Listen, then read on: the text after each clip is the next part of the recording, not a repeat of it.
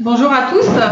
Nous sommes ici aujourd'hui pour aborder le sujet norme BCBS 239, à savoir les enjeux réglementaires et défis organisationnels de cette norme. Juste pour me présenter, donc Dominique Pénaud-Gerbeau, je suis en charge du secteur banque assurance au sein de Business at Work. Je porte également la practice Risk Management. Et deux mots sur Business at Work, juste deux mots évidemment.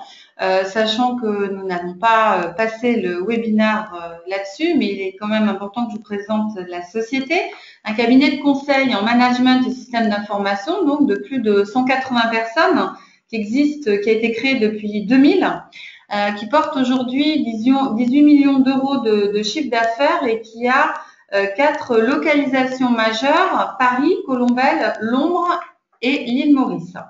Un business model différent et ambitieux dans le sens où nous adressons l'intégralité des activités, à savoir du conseil en management organisation, en passant par la maîtrise d'ouvrage, la maîtrise d'œuvre, également l'implémentation de systèmes d'information et les activités d'outsourcing, ce qui permet d'avoir en fait une version verticale des problèmes, de bottom-up à top-down et qui va donc, je pense, pouvoir nous permettre d'adresser cette problématique BCBS 239 avec un grand nombre de ses composantes. Donc, en revenant sur l'agenda de ce séminaire, en introduction, le contexte réglementaire, puis nous allons détailler les points différents, les 14 principes de la BCBS 239. Il est quand même difficile de parler de BCBS sans aller dans les principes érigés par le comité de Bâle. Nous ferons par la suite un focus sur les problématiques de reporting, de big data et de gouvernance des données, et puis nous donnerons notre point de vue sur le sujet. Donc, en fait, cette réglementation s'inscrit évidemment dans de nombreuses réglementations. Vous voyez sur la page 5 que nous avons repris un certain nombre de concepts. BAL 2, évidemment, calcul de fonds propres, enterprise risk management, agrégation de données, gouvernance IT, reporting réglementaire, risque de liquidité. Ce sont des notions que les banques abordent depuis 15 ans, en profondeur d'ailleurs. Nous verrons que la BCBS 239 ne se veut pas forcément révolutionnaire, mais dans la continuité absolue des principes donc de BAL 2. Tout ceci sous l'œil du régulateur, à savoir l'ACPR et également évidemment la BCE qui aujourd'hui a droit de regard sur en fait les contrôles de l'ACPR. Cette réglementation se veut de plus en plus contraignante et à un rythme de plus en plus soutenu. Donc, si je joins le slide 6 qui montre que les 15 dernières années depuis l'implémentation de BAL 1, nous avons refondu dans les banques l'intégralité de la chaîne, à savoir l'intégralité de la chaîne des reporting, les problématiques de risk management, de comptabilité, de contrôle interne, d'anti-blanchiment. BCBS 239 s'inscrit dans la mouvance de BAL 2. Nous sommes aujourd'hui au niveau de BAL 2.5 en 2015, avec quand même une pondération de ratio de fonds propres qui tourne autour de 11,5% dans l'intégralité des banques françaises, et nous avons comme cible BAL 3 en 2019. BCBS 239 a pour objet de mettre en fait au sein de la gouvernance bancaire la gouvernance IT. Donc, nous sommes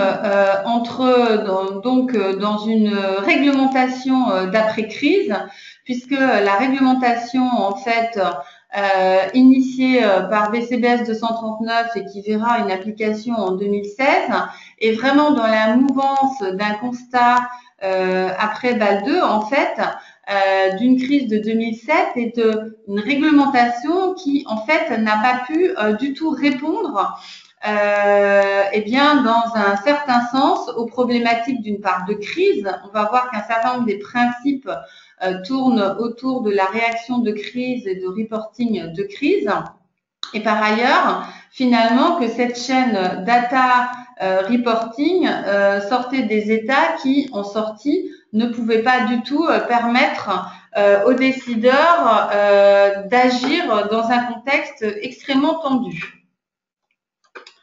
Donc, en fait, juste pour rappel, et désolé pour ceux qui les connaissent par cœur, mais ça nous semble absolument incontournable quand même de revenir sur les principes.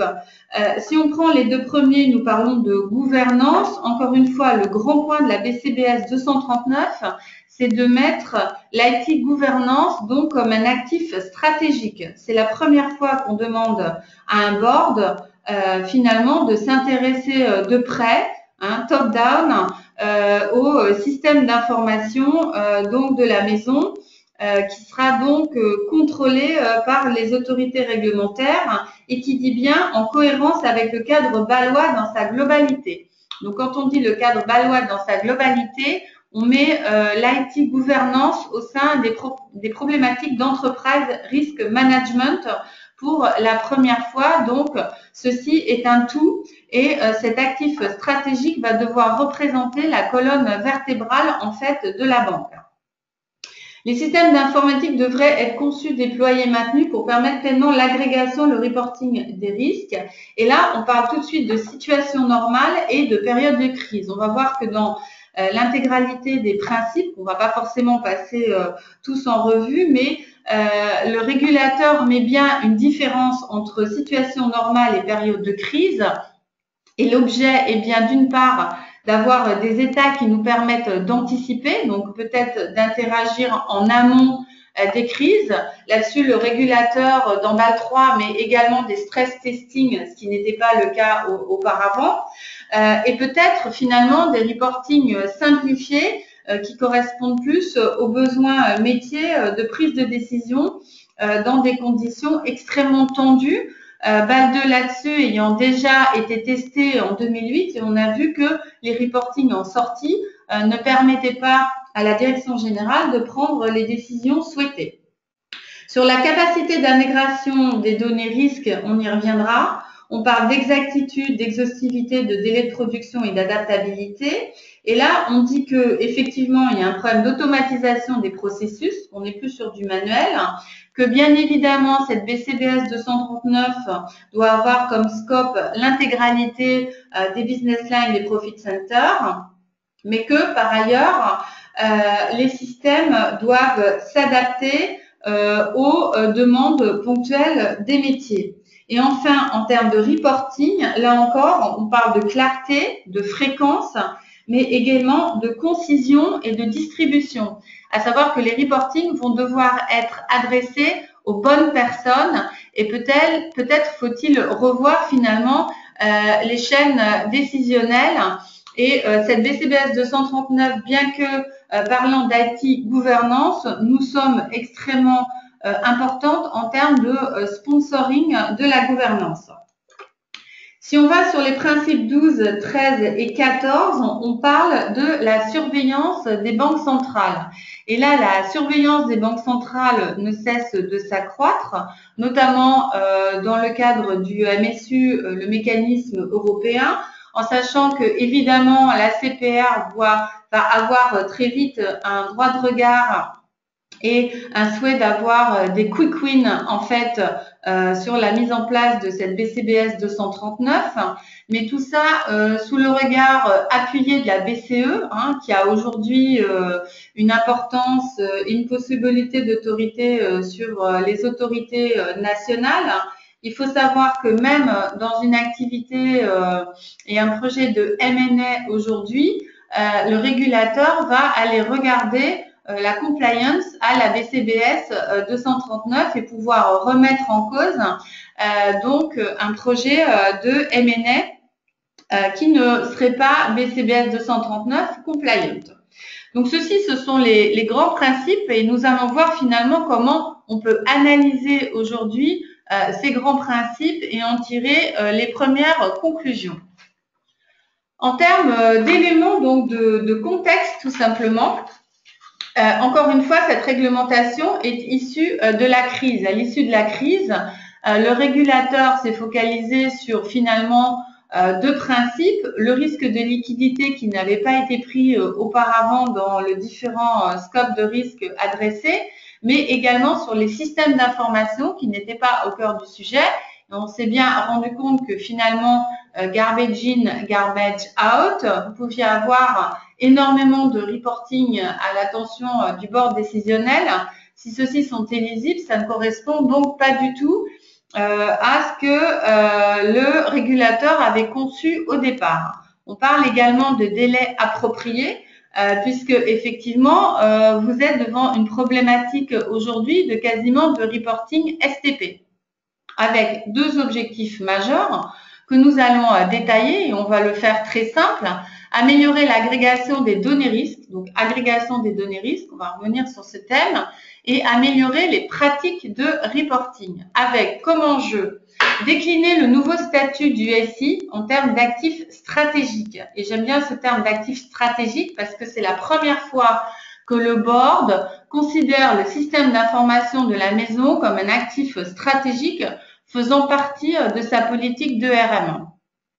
Mieux répondre aux contraintes réglementaires, renforcer le pilotage interne des risques, bien évidemment. Dépasser un fonctionnement en silo, on va y revenir. Compte tenu du fait que les réformes bâloises se sont construites dans le temps et à l'adresse de risques les uns après les autres, en sachant qu'on a quand même démarré sur le risque de marché. Après, les banques se sont vraiment étendues sur le risque de crédit puisque c'était un avantage compétitif. Risque opérationnel et aujourd'hui liquidité, vous avez un certain nombre de processus qui ont été définis en silo, de systèmes d'information également différents et de data mining qui couvrent ces risques. Et aujourd'hui se pose la question, bien évidemment, de désiloter ces systèmes d'information, aussi bien en ce qui concerne les data warehouse que les data mining avec une approche plus BI du sujet. Bon, en sachant qu'une fois qu'on a dit ça, les banques ont mené d'importants travaux depuis 15 ans et que bien évidemment, cela semble peut-être en cible avec le big data des choses relativement souhaitables, mais pas du tout évidentes dans un premier temps. En sachant aussi que si on désilote, on va avoir une problématique de granularité de la data.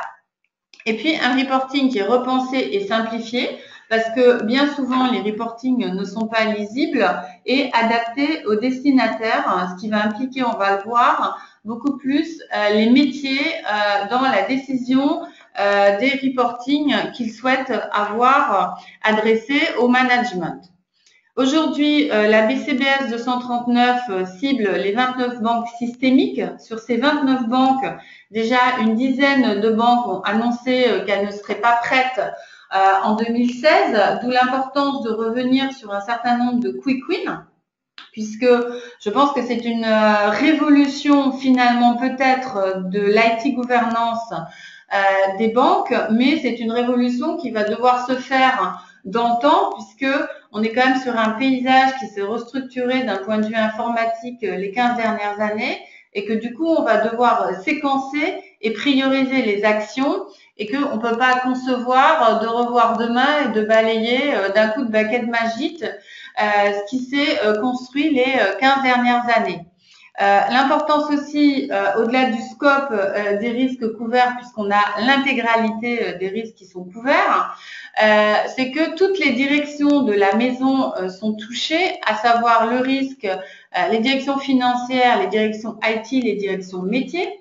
On sait bien que direction des risques, direction financière n'ont pas toujours été d'accord sur l'implémentation de BAL 2.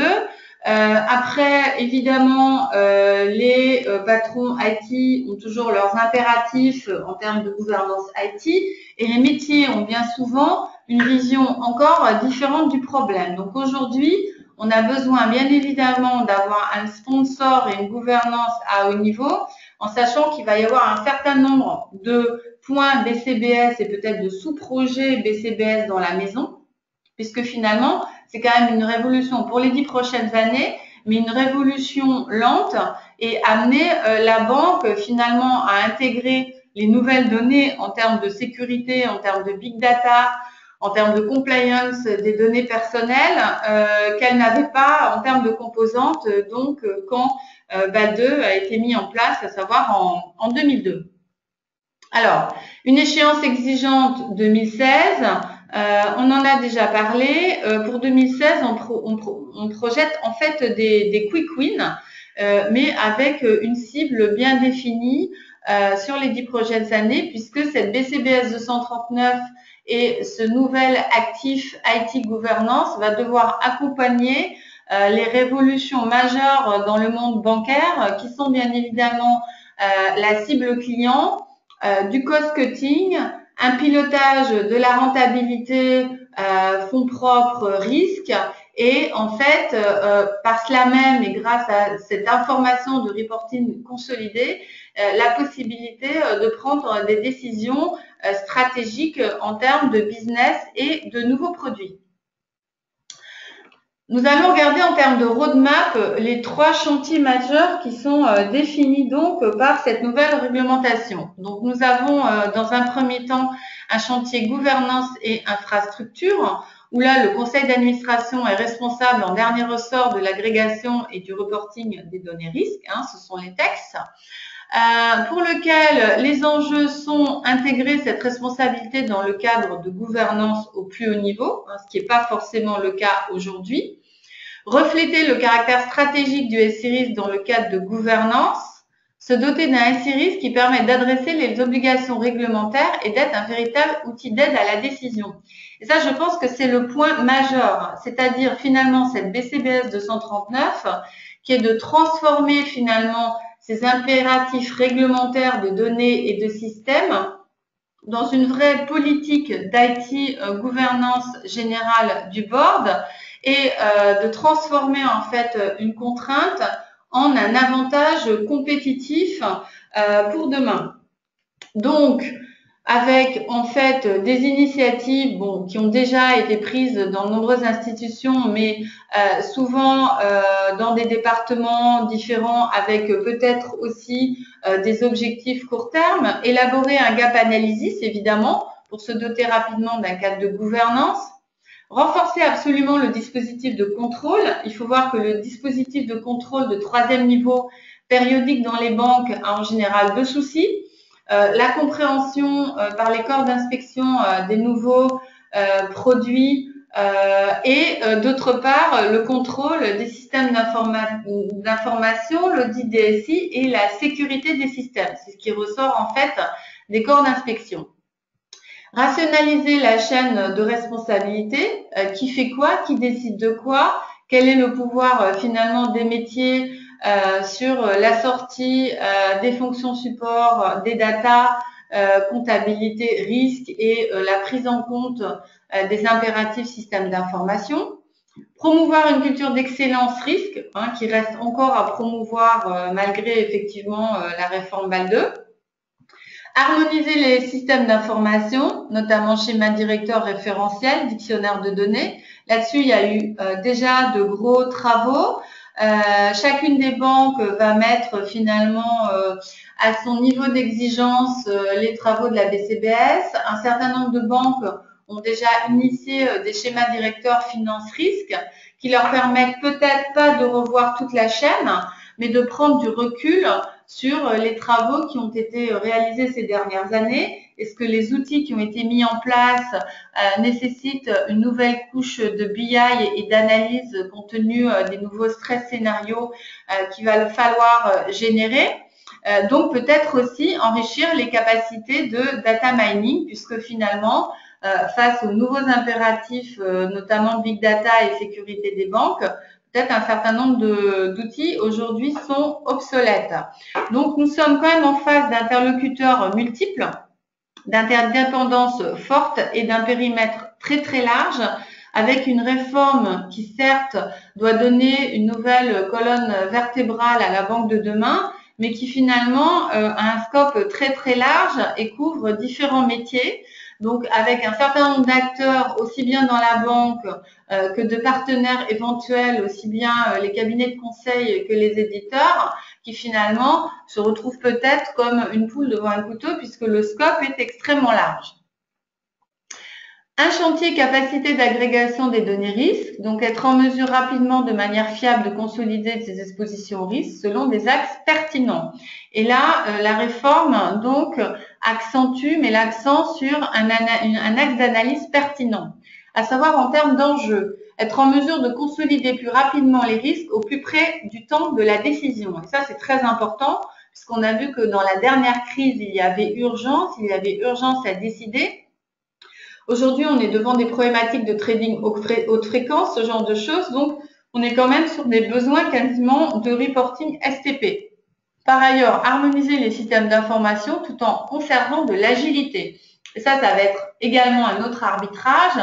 Est-ce que finalement, on va se trouver devant un gros dataware qui va prendre en compte l'intégralité des données, ou est-ce que, justement, en décilotant, on risque pas de perdre en agilité du système d'information, là par type de risque, et également en termes de détails et de granularité de l'information.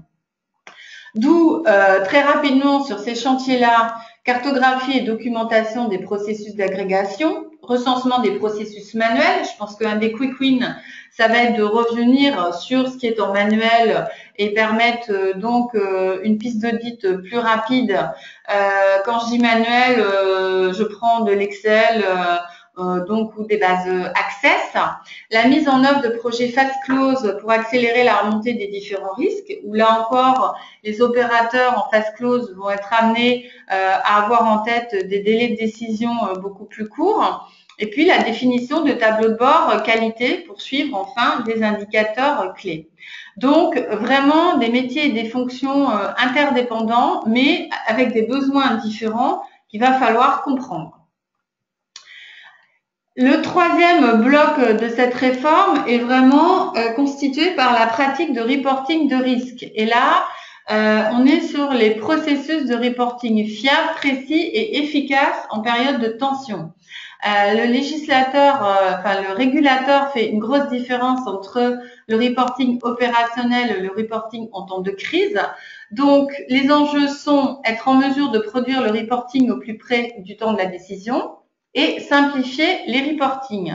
Ce qui veut dire faire converger les reportings, se doter de capacités de reporting supplémentaires, sûrement en temps de crise. On n'a peut-être pas besoin de l'intégralité des indicateurs, mais on a besoin d'indicateurs qui correspondent exactement aux périodes de stress test qui ont été définies. Partager un socle commun d'informations et rationaliser les reportings. Donc, le reporting des risques est quand même déjà très contraint. Il y a eu énormément de travail qui a été fait, mais il ne correspond pas forcément à la demande d'un board en temps de crise.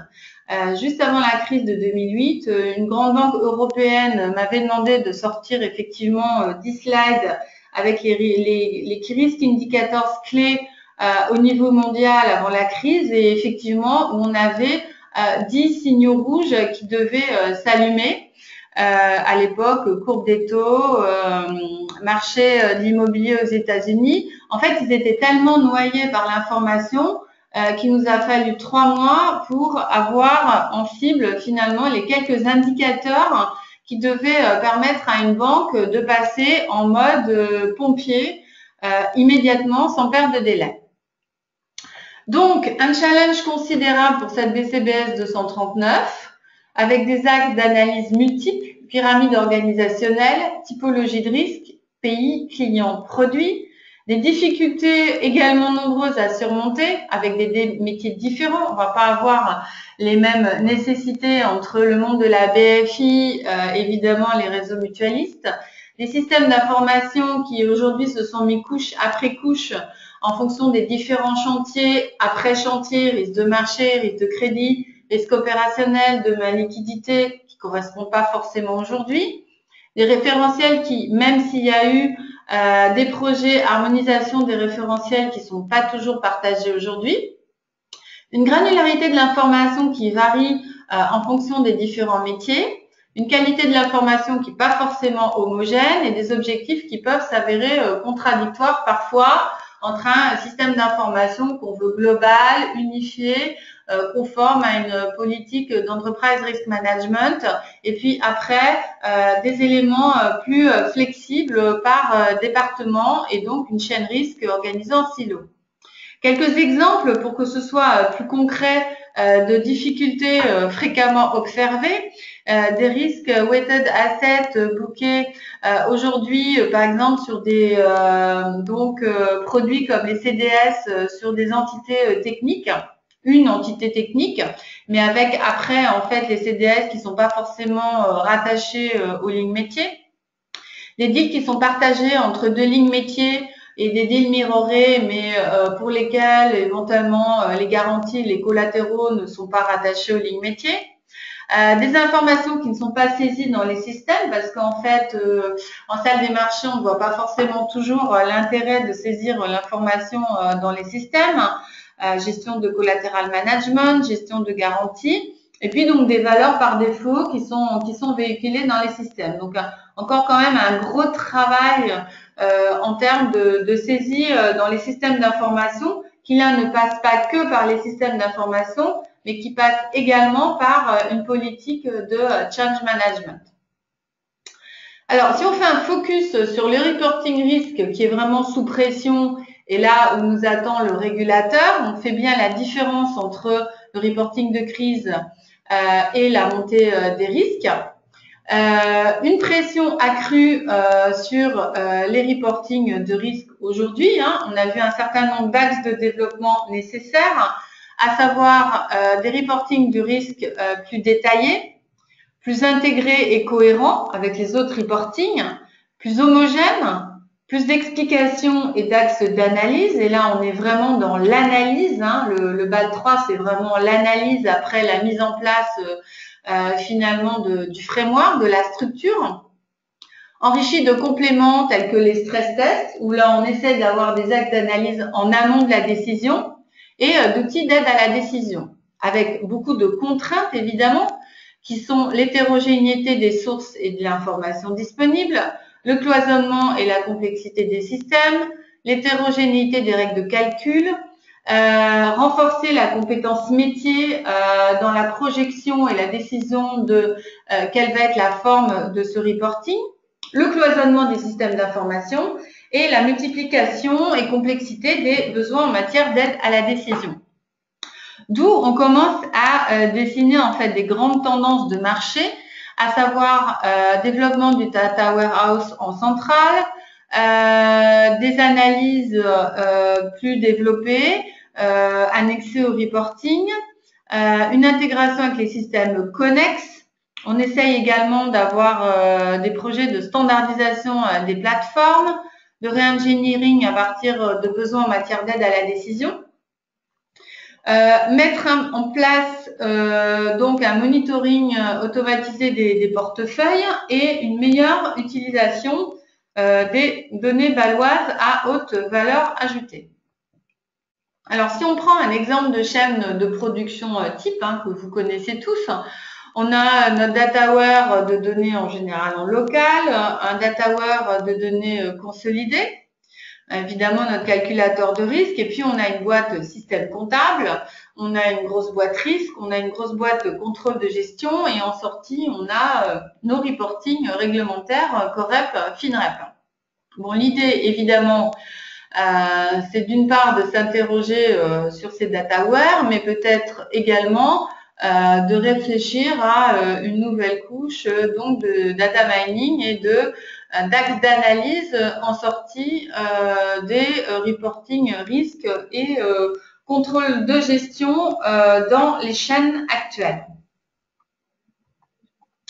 Alors, on parle beaucoup du big data et je pense que quand on parle de enterprise risk management demain, le COSO 1 ne mettait pas dans ses obligations donc la stratégie de la banque. Le COSO 2 impose à la banque un système de contrôle global finalement c'est un COSO 3 demain. Aujourd'hui on parle de Key Risk Indicators, mais de Key Risk Indicators sur le système d'information. Toutes les banques réfléchissent au big data et finalement, quand on regarde les objets de la BCBS 239, on se dit qu'elles sont bien évidemment liées aux problématiques de big data. Comment les appréhender? Bon, fréquemment, la problématique de big data est qualifiée au travers des 4V, à savoir le volume. Le volume sera de plus en plus important, évidemment, au niveau des banques. En termes de variété de données, et là, la complexité est grande. En termes de vitesse, évidemment, d'analyse et également de vitesse d'obtention de la donnée. Et en termes de valeur. En termes de valeur, on veut signifier quelle est la valeur de cette donnée pour l'axe d'analyse. Voilà, ce qu'on veut gérer aujourd'hui, le périmètre des données étant données internes, web, cloud, géolocalisation de personnes, donc de plus en plus important. Les enjeux de cette gouvernance de la donnée au sein du big data sont de, évidemment, collecter les données, mais en garantir la sécurité. Aujourd'hui, toutes les banques ont un grand axe de réflexion autour de la sécurité des données. Se doter de nouvelles capacités en matière de sécurité, évidemment, des systèmes d'information. Protéger les secrets d'infrastructures développées, puisque là, on est au cœur de l'ADN et de la valeur ajoutée de la banque. Garantir la qualité des informations. Donner du sens à son analyse à la donnée et dégager des tendances. Développer des stratégies prédictives. S'adapter à son environnement et faire du big data un avantage concurrentiel, évidemment, pour la création de valeur. Donc, cette BCBS 239 est à intégrer dans les réflexions de big data, même si peut-être aujourd'hui, on en est, c'est une cible, hein, mais on est peut-être quand même un petit peu loin de la cible. En termes de qualité des données, donc, vous avez un certain nombre d'indicateurs possibles sur le big data qui nous ont paru intéressants de noter. Qualité intrinsèque, on reprend les termes d'exactitude, objectivité, plausibilité, réputation. En termes de qualité liée au contexte, à la représentation, pertinence, exhaustivité, actualité, facilité de manipulation. Et en termes de qualité liée à la sécurité, à l'accessibilité, disponibilité, opportunité, restriction d'accès. Hein, toutes ces notions donc qu'on revoit, qu'on retrouve dans toute la littérature autour du big data, on les retrouve évidemment dans les principes de la BCBS 239. Alors en fait, en conclusion, deux messages principaux qui sont, d'une part, ça fait 10-15 ans que les banques ont initié ces travaux balois depuis 2000 et l'objet là est de dire on ne prend pas les travaux, on repeint pas toute la maison, enfin on la détruit et on repart des fondations. Non, c'est pas du tout l'objet. Il y a eu un certain nombre de nombreux projets de transformation qui ont été donc effectués avec donc des succès, des solutions mutualisées, de gros chantiers déjà assurés concernant la qualité des données et la facilité des réconciliations comptabilité-risque, qui a été un gros souci notamment pour la CPR. Le partage des règles communes et de production donc de chiffres et de réconciliation de données, une organisation, une répartition des travaux qui se veut efficace en centrale et en local, et en fait une optimisation à laquelle les banques travaillent toujours en termes d'élaboration des reporting et de réduction des coûts de la filière. Nos convictions aujourd'hui, c'est donc que déjà 10 banques sur 29 ont dit on ne tiendra pas les délais. Il faut quand même voir que, comme d'habitude, cette réforme BCBS 239 se veut impérative pour, au départ, les tier 1 qui ont les moyens de mettre un certain nombre d'équipes sur ces travaux, mais de toute façon, les 10 prochaines années, ce sera un impératif pour les tier 2 et les tier 3 du secteur bancaire et demain les assurances. L'idée, c'est de se mettre en situation de tenir les délais avec, en fait, la définition de quelques quick wins et la réflexion autour de solutions pérennes. Sur les 4 chantiers qui nous importent, à savoir la gouvernance, parce que ça reste quand même un projet de gouvernance avec, encore une fois, l'intégration de l'IT stratégique au sein de la gouvernance est une des préoccupations du board aujourd'hui. Ce qui n'a quand même pas toujours été le cas et qui est un aspect novateur de la réforme. Là-dessus, donc, une proposition, bien évidemment, de conduire un gap analysis et de définir les actions à mettre en œuvre pour être BCBS 239 compliant, poser les principes d'une chaîne décisionnelle, puisqu'on a vu qu'il y a quand même 4 métiers différents donc qui sont impliqués, et donc évidemment une harmonie dans les prises de décision qui va parfois être difficile à atteindre, et aller sur un cadre de gouvernance avec peut-être comme cible 2020 ou 2025, mais de toute façon ne pas se précipiter sur des actions pour l'an passé, et on va devoir prioriser. Déjà un certain nombre de chantiers ont été initiés dans les grandes banques et pas évidemment au même niveau. Sur la problématique d'agrégation des risques, cartographier les processus manuels et les ruptures de pistes d'audit, identifier les processus critiques, mettre en place des solutions de résolution transitoire et engager des projets pour définir des solutions pérennes.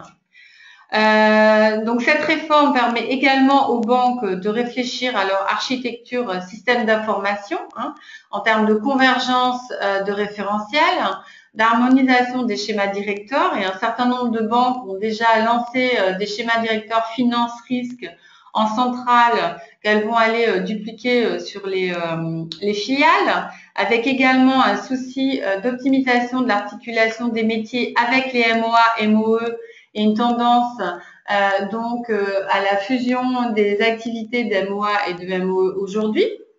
Engager un chantier de responsabilité pour raccourcir la chaîne décisionnelle et renforcer le dispositif de solution data mining, parce qu'on a quand même un vrai sujet de renforcer les grilles d'analyse, et je pense un vrai sujet BI aujourd'hui avec l'introduction des stress testing dans la réforme BAL 3, et juste un pas en avant, la BCBS qui va pouvoir nous permettre d'agir effectivement sur des données de stress test.